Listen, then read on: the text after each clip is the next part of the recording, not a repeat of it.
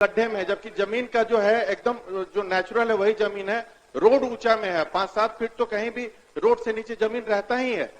तो वो कोई ज्यादा उसको बना करके उसको डेवलप करके उसको दिया जाए और वहां पे तो उद्योगपति आएंगे, उद्योग लगाएंगे। जो माननीय सदस्य की भावना है, हम इनको आश्वस्त करते हैं कि हमारी जो नई नीति आ जाएगी, साथ ही नई औद्योगिक नीति 2025 भी आनी है, एक नया वातावरण बन रहा है, तो निश्चित तौर पर जो निवेशक इच्छा व्यक्त करेंगे, जिस स्थान के बारे में माननीय सदस्य कह रहे हैं, वहां भी हम उद्योग स्थापित करें। संजीव कुमार, पूरक पूछिए संजीव जी।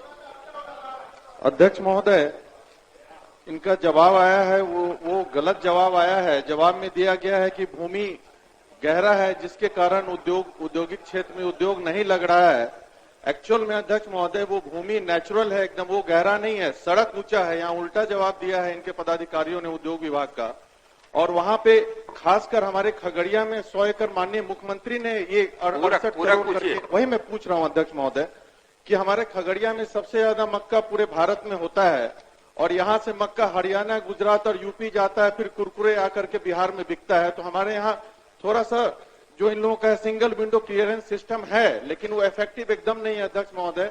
और रेट जो रखा गया है वहां पे, रेट 1-1 करोड़ रुपया से ज्यादा पर एकड़ रखा गया है, जिससे उद्योगपति वहां आना नहीं चाह रहे हैं। प्रश्न क्या है? तो प्रश्न है, हमारा प्रश्न ये था कि वहां पे आप जो जमीन दिया गया है, वहां पे 30 एकड़ जमीन दिया गया इंडियन ऑयल को, तो इन्होंने बोला कि हाँ आंशिक सकारात्मक है। पूरक क्या है संजीव जी? तो पूरक ये है कि उसके 2-3 प्रश्न है अध्यक्ष महोदय। मक्का, केला, कपास, मखाना से जुड़े, तो वहां पे उद्योग क्यों नहीं लग रहा अध्यक्ष महोदय? ये गलत जवाब ही गलत दिए हैं कि आप पूरक पूछे ना, क्या जानना चाहते हैं सरकार से? मैं तो बोला सरकार ने जवाब दिया, आप क्या जानना चाहते हैं पूछिए। सरकार ने अध्यक्ष महोदय गलत जवाब दिया है कि वहां पे जमीन गड्ढे में है, जबकि जमीन का जो है एकदम जो नेचुरल है वही जमीन है।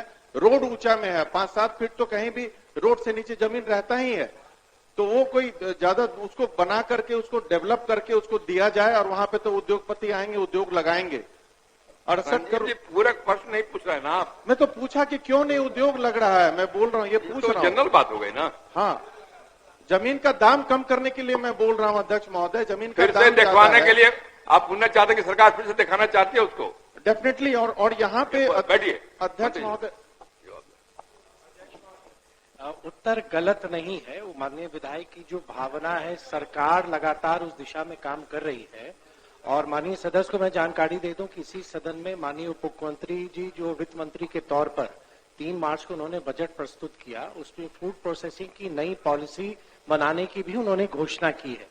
तो जो माननीय सदस्य का प्रश्न है वो फूड प्रोसेसिंग सेक्टर से जुड़ा हुआ है। तो हमारी जब नई नीति आ जाएगी तो स्वाभाविक रूप से निवेशक आकर्षित होंगे।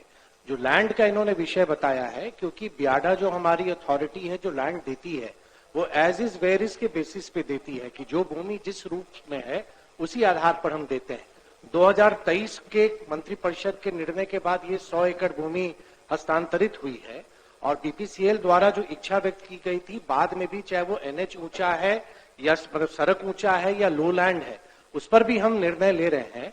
और जो बिहार बायोफ्यूल्स हम बनाने जा रहे हैं, जिसकी भी घोषणा उप मुख्यमंत्री जी ने भी की थी, उसमें भी लैंड को सब्सिडाइज रेट पर देने का विभाग विचार कर रहा है। मंत्रिपरिषद का निर्णय अभी बाकी है। तो जो माननीय सदस्य की भावना है, हम इनको आश्वस्त करते हैं कि हमारी जो नई नीति आ जाएगी, साथ ही नई औद्योगिक नीति 2025 भी आनी है, एक नया वातावरण बन रहा है, तो निश्चित तौर पर जो निवेशक इच्छा व्यक्त करेंगे, जिस स्थान के बारे में माननीय सदस्य कह रहे हैं, वहां भी हम उद्योग स्थापित करेंगे।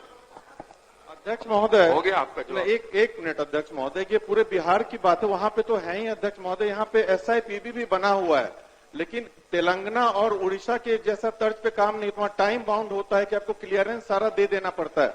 लेकिन यहाँ ब्यूरोक्रेटिक हर्डल्स जो रहता है, उसके कारण क्लियरेंस में 2.5-3 महीना लगता है। बहुत उद्योगपति ऐसे ही चले जाते हैं, तो थोड़ा सा ध्यान देना पड़ेगा। केवल पर्वता औद्योगिक क्षेत्र के बारे में, तो उसी के बारे में तो वहीं से जुड़ा हुआ प्रश्न करिए। उसी से इतना तारीफ भी मंत्री जी का करते हैं हर समय कि मोस्ट हैंडसम मिनिस्टर, उसके बाद भी मेरा ये नहीं उद्योग लगवा रहे हैं।